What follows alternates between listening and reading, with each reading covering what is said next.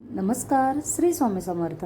आपण ज्या दिवसाची आतुरतेने वाट बघत होतो तो दिवस म्हणजेच उद्याचा. तर उद्या 17 मे 2026 म्हणजे अधिक मासाला सुरुवात होणार आहे. तर आज शनी अमावस्या असल्यामुळे आज सकाळपासूनच अमावस्या लागलेली आहे. त्यामुळे उद्याचा आपला अधिक मासाचा हा महिना आता सुरुवात होणार आहे.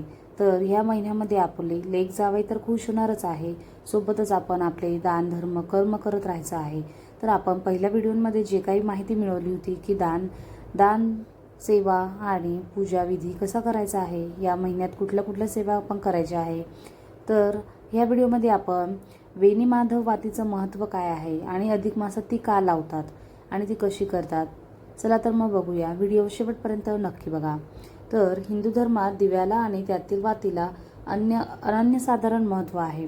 तर महत्त्व असतं आणि कार्तिक मास असो किंवा घरातील विशेष पूजाविधी विविध प्रकारच्या वाती प्रज्वलित आपण करत असतो. तर आपल्याकडे जी काही समाई असती, निरंजनी असती, अशा प्रत्येक वेगवेगळ्या टाईपमध्ये आपण आपल्या देवासमोर दिवा लावत असतो. त्याचप्रमाणे आपली ही जी वात आहे 33 फुलवातींची एक वेणी माधव वात आपण तयार करत असतो. तर ती अधिक मासात जास्त महत्त्वाची आहे. तर ही वातेचं सर्वात महत्त्वाचं वैशिष्ट्य काय आहे. तर वेणी माधव वातीचे सर्वात मुख्य वैशिष्ट्य म्हणजे तिची बनावट. ही वात 33 सुट्ट्या फुलवाती एकत्र गुंफून तयार केली जाते आणि शास्त्रानुसार म्हणजेच 33 हा आकडा 33 कोटी म्हणजेच 33 प्रकारच्या देवशक्तींचे प्रतिनिधित्व करतो. जेव्हा या 33 वाती एका वेणीसारख्या गुंफल्या जातात तेव्हा त्या एका प्रचंड ऊर्जेचे प्रतीक बनवतात.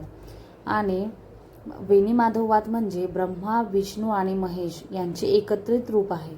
तर वेणी माधव हे नावच अतिशय अर्थपूर्ण आहे. ही वात म्हणजे ब्रह्मा, विष्णू आणि महेश या त्रिमूर्तींच्या एकत्रित शक्तीचे रूप मानली जाते.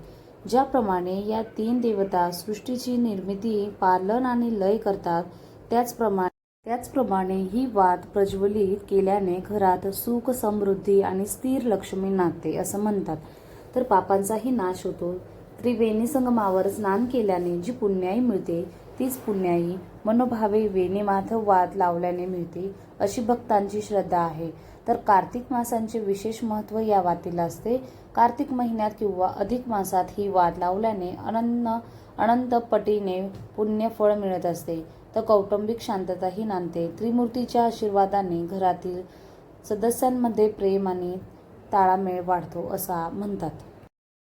तर ही वात कशी प्रज्वलित केली जाते बघूया. तर आकाराने जरी ही मोठी असली ना तरी ती तुपात नीट भिजवून घ्यायची आहे.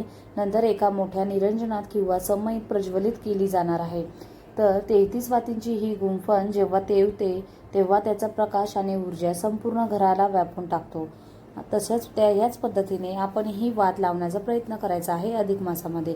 तर घरातील ज्येष्ठ बायका ही वात करतात आणि करतही होते आणि अजूनही करत आहे. तर नाही जर जमली तर पूजेच्या सामानामध्ये ही कुठेही मिळू शकते, पूजेच्या दुकानांमध्ये.